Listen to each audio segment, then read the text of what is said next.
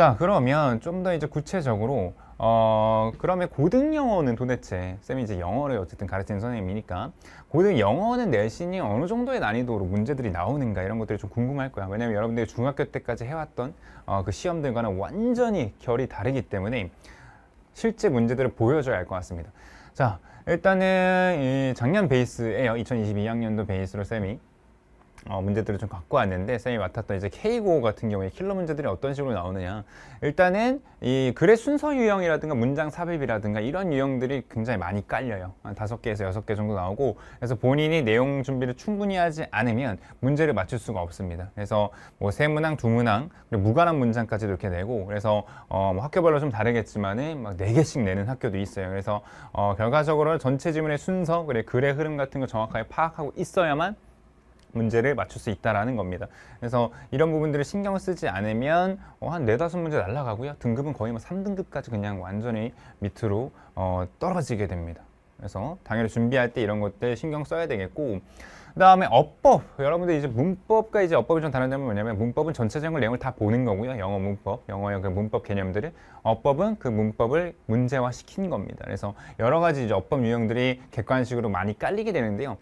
일반적으로는 이런 뭐 선택하는 문제들도 있고요. 그죠? 아니면은 뭐 ABC 고르는 문제, 이렇게 무난한 문제도 있고, 이렇게 내면은 참 고마운 학교예요. 그냥 할만하게 내는 학교들인데, 어쨌든 어법 같은 경우에는 대부분 이제 이렇게 적절하지 않은 것, 이런 것들을 고르는 문제들이 나오고요.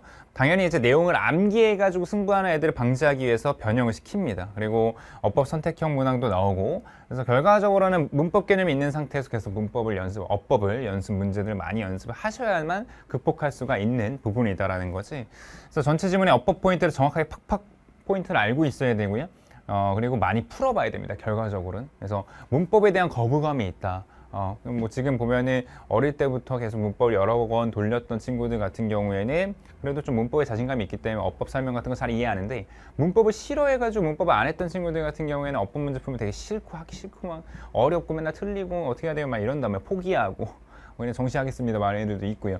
그러나 그러시면 안 되고, 좀 문법이 어렵더라도 어법으로 나오는 건 어느 정도 한정되어 있기 때문에 그 본문 안에서 나오는 그런 어법적인 포인트들은 계속해서 연습을 하면은 그래도 어느 정도 극복을 할 수가 있습니다. 본인이 포기하지 않고 따라오기만 한다면요. 자, 근데 어법이 이런 것만 있는 게 아니고요. 주관식도 있어요, 심지어. 보통 이런 것들이 많이 나와. 잘하는 학교들 같은 경우에. 그래서 이 2학년 정도 수준으로 올라가면은 틀린 것을 골라라, 이 정도를 넘어서 틀린 것을 어떻게 고쳐라까지 나와요, 객관식으로. 그리고 심지어는 고친 걸 써라, 그리고 쓰는 거에서 그치지 않고 이유까지, 왜 이렇게 고쳐야 되는가, 이런 것까지 이야기하는 수준의 문제들이 나온다는 거죠. 그래서 아주 꼼꼼하게 어법들을 분석을 하다 이것들이 왜 틀린지까지도 분석을 해놔야만 여러분들이 어법 주관식까지도 접근하기가 좀 더 수월하다 이거지. 다시 한번 얘기하지만 어법이 정말 중요한 포인트예요. 영어 내신에서는 어법에 대해서 문제가 많이 얼마나 숙지가 돼 있는가. 어법도 많이 나오면 5개, 6개까지 주관식 포함하면 거의 20점 가까이 육박하기 때문에 어법을 진짜 포기하고 그냥 나는 문법 못하니까 어법 안 할래 하면은 그냥 내신 등급은 포기하겠다는 얘기랑 같습니다. 오케이? 그래서 계속해서 어법이 싫지만 연습을 많이 하셔야 된다. 자, 뭐 끝판왕이죠. 여러분들이 중학교 때랑 가장 큰 차이점, 중학교 때 이제 주관식 시험이 없었던 학교들이 많기 때문에 아마 여기서 가장 많이 벽을 느낍니다. 바로 서술형 문제들이야. 자, 논술형 보통 이런 식으로 나와요. 뭐 좀 이제 무난한 학교들 같은 경우에 그냥 빈칸 딱 뚫어놓고 여기에 들어갈 말 찾아 넣어라, 이 정도면 그냥 감사한 수준. 배점도 이렇게 높지 않죠, 2점. 그리고 좀 어려운 거라면 이거죠. 통문장 쓰기. 그냥 빈칸 딱 열어놓고 자, 보기 이 정도 줄 테니까 알아서 써봐. 그래서 중요 문장. 한마디로 얘기하면은 암기가 필수적인 문제들을 내는 학교들이 있다라는 거죠. 그래서 배점은 뭐 2점이나 6점 이런 정도의 문제들이 나온다라는 것이고, 결과적으로 정확하게 내용 파악 당연히 해야 되고요.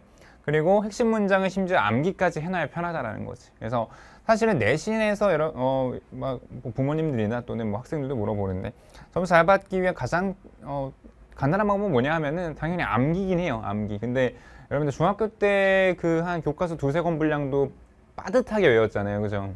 아마 암기를 많이 했을 테니까. 근데 지문 막 30개, 40개 되는데 외울 수 있겠어요? 교과서 2개, 3개. 안 돼. 이게 실질적으로 여러분들 암기를 그 정도 되면 모르겠는데 안 된다고. 그러니까 되는 친구들은 나는 암기를 하는 걸 권장을 합니다. 그리고 학교가 만약에 이런 식으로 암기 스타일의 문제를 낸다면 쌤은 암기를 시키려고 하는 편이에요. 실제 학생들도. 뭐 예를 들면은 S고도 마찬가지고 이런 식으로 뭐 암기를 하면 되게 편한 문제들이 나왔을 때는 뭐 암기를 해라 이렇게 쌤은 권장을 합니다. 그래서 그런 친구들 같은 경우에는 꼭 이제 암기 작업을 쌤의 워크북 같은 것도 있으니까 꼭 하실 필요가 있다라는 건데, 중요한 건 요새 트렌드는 뭐냐면은 서술형 문제가 그냥 암기 같은 거 소용없어 약간 이런 문제를 낸다라는 거지. 그러니까 예를 들면 뭐 이런 식이에요. 쭉 주고 밑줄 친 이것이 의미하는 것을 조건에 맞춰서 그냥 써라 이거야. 그냥 빈칸을 뚫어놓고 거기를 알맞게 그냥 똑같이 복사 붙여넣기 하라는 문제 스타일이 아니라는 거지. 그래서 또는 아니면 뭐 이렇게 주제를 써라 라던가 아니면 요약문에 그 요약문을 채워라, 단어 같은 걸 넣어봐라, 뭐 이런 식의 어떤 어느 정도의 여러분들의 장문 창의성이 필요한 문제들이 나온다. 즉 암기로 풀 수 없는 서술형 문제들이 나오는 학교들이 대부분이라는 거죠. 그치? 그러니까 이런 학교들 같은 경우에는 일단 내용 파악을 중심으로 해서 여러분들의 기본적인 작문 능력을 상승시킬 필요가 있어요. 그래서 사실은 이제 쌤의 이제 현장 강의 친구들도 겨울방학 1학년제 들어가기 전에 쌤이 되게 주요하게 보는 거는 문법 한 바퀴 돌리는 거, 그리고 두 번째는 작문, 기본적인 작문 능력을 키우는 걸 연습을 시킵니다. 왜냐면 딱 그게 필요하니까, 어쩌겠어, 필요한 거니까. 이런 것들이 필요한데 여러분들이 아마 지금 대비가 좀 덜 되어 있을 거라고 생각합니다. 그래서 일단 작문을 하는 것들에 대한 기본기를 계속해서 연습을 해놓을 필요가 있다. 그거는 뭐 선생님의 서술형 강의도 있겠고, 아니면 요새 서술형 그런 책들도 교재들도 많이 나오니까 그런 걸로 할 필요가 있겠지. 자, 그냥 이렇게